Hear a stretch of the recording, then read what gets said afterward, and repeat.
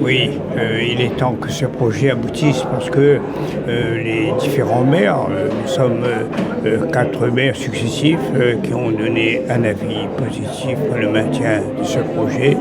Nous arrivons au terme de nos démarches et que l'administration de l'État, après des grandes enquêtes approfondies, nous ont délivré le permis de construire, de réalisation du parc des loisirs, du parc du volcan. Donc c'est un moment de grande satisfaction. Nous sommes exigeants pour nous-mêmes, pour la population et pour préserver la biodiversité. Et vous savez, et les Réunionnais savent que ce que nous faisons pour la biodiversité est exceptionnel parce que nous sommes très en pointe sur cette question et que nous disposons de personnel qualifié pour mettre en valeur ce parc du volcan avec un enrichissement des plantes endémiques que nulle autre commune n'est capable aujourd'hui de réaliser. Concernant la subvention du fonds FEDER qui a été attribuée en 2021, si je ne me trompe pas, et qui devait arriver à expiration à la fin de l'année, qu'en est-il en fait de cette somme ? Bien, écoutez, nous ferons donc les procédures nécessaires et les formalités nécessaires et nous espérons que l'intérêt du projet qui consiste à développer le tourisme à La Réunion, permettre à de nombreux touristes locaux en été où on a 30 000 voitures qui montent chaque week-end à la Plaine des Caves et où nous n'avons pas de lieu d'accueil quand il pleut, alors que par exemple les villes comme Poitiers où il y a le Futuroscope, eh bien ça a créé des emplois énormes et nous allons travailler avec des grandes compétences pour que la réalisation de ce projet se fasse dans le respect et dans l'assistance technique nécessaire des groupes importants pour faire de ce parc un parc exemplaire. Et ce sera ma dernière question. Face aux opposants, vous avez dit que certains tamponnais refusaient de voir la plaine se développer. Vous pensez ? Mais c'est le sentiment intime de la population de la Plaine des Caves. Quand j'étais petit, tout se faisait au tampon. Aujourd'hui, je suis le maire de cette commune, je dois penser que l'intérêt supérieur de tous et des plus méritants, qui sont les enfants des agriculteurs et des agriculteurs, qui sont les plus pauvres de la commune, reçoivent un moyen pour donner à leur population, à leur famille, une nouvelle perspective. Et c'est tout à fait utile, je pense, que nous nous penchions sérieusement sur cette question, sachant que lorsqu'il n'y a pas d'éruption volcanique, il y a 400 000 personnes qui montent chaque année à la Plaine des Caves. Et quand il y a une éruption volcanique, le volcan reçoit 800 000 personnes.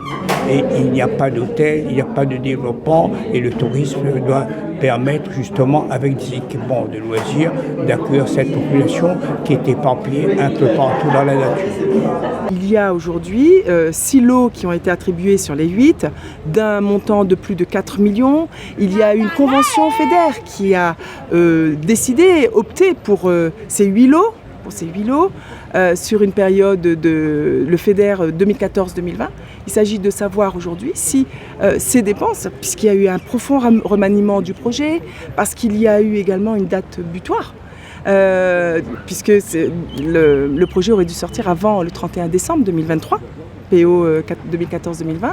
Et donc il est stipulé qu'au 31 décembre 2023, il y ait déjà une première sortie. Donc c'était voir un petit peu comment il se positionnait, qu'est-ce qu'il avait prévu. Est-ce que c'était bien la région et le FEDER qui allaient contribuer à l'achat des matériels qui sont prévus, 4 millions c'est pas rien, ou alors si c'est nous, tamponnés, qui allions pallier à cet achat.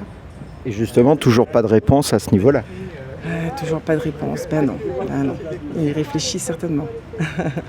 Très bien. Et justement, de manière générale, ce projet, vous en pensez quoi ? Moi, je pense que ce projet, il aurait pu être travaillé avec l'ensemble des élus et l'ensemble de la population, et notamment des associations. Et je le dis sincèrement parce qu'il a bien dit lui-même, ça fait plus de 25 ans. Alors en 25 ans, en effet, on a des politiques publiques qui ont été votées et qui sont autres que ce qu'il y avait il y a 25 ans. On est vraiment à la veille d'un changement. Enfin, on n'est pas à la veille. Nous commençons à subir les impacts du changement climatique et je crois qu'il faut qu'on en tienne compte aujourd'hui dans la réalisation de projets concernant nos projets qu'on porte pour de loisirs, mais également au niveau de l'agriculture. Je ne peux pas entendre aujourd'hui qu'on ne gagne pas sa vie et qu'on va enlever une pioche dans la main d'un agriculteur pour pouvoir le faire procéder à un gardiennage de matériel ou de parking. Vraiment, ça me met hors de moi parce que nous devons beaucoup de choses et nous devons notre vie et notre alimentation aux agriculteurs. Balayer d'un revers de main ce métier noble, je pense que je comprends aujourd'hui combien les agriculteurs présents, dont mon collègue Gilles Fontaine, a pu se sentir méprisé. Le projet de parc de volcan a obtenu en 2021 une subvention de 2,8 millions qui représente 70% du budget des travaux qui vont être lancés incessamment.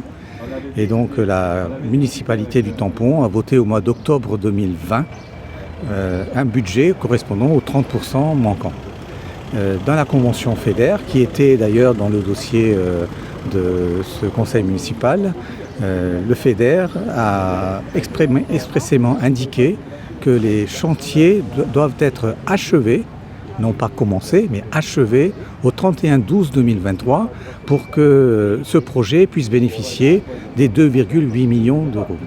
Donc la conseillère municipale, Mme Bassir, députée également, elle a posé la question de savoir comment la mairie comptait assurer le financement de ces travaux.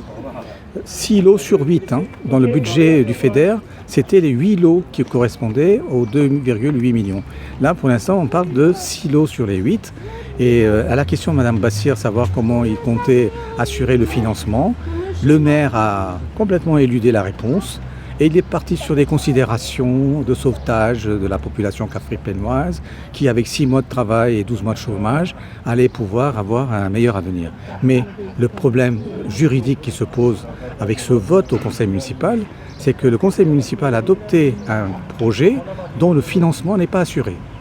Puisqu'on sait, de manière tout à fait honnête, aucune entreprise qui démarrerait son chantier le 1er décembre ne pourra le terminer au 31 décembre. Donc on sait qu'on part sur des travaux dont le financement ne sont d'ores et déjà pas assurés. Donc ce conseil municipal, là, on était dans une espèce de discussion autour, est-ce que la plaine des Cafres, on peut planter des haricots verts, mais la réponse à la question posée par Mme Bassir, et que nous posons également dans nos communiqués de presse, n'a eu aucune réponse. Donc voilà, on est en train de se hasarder dans un projet dont le financement n'est pas assuré. Or, on sait ce qui va se passer.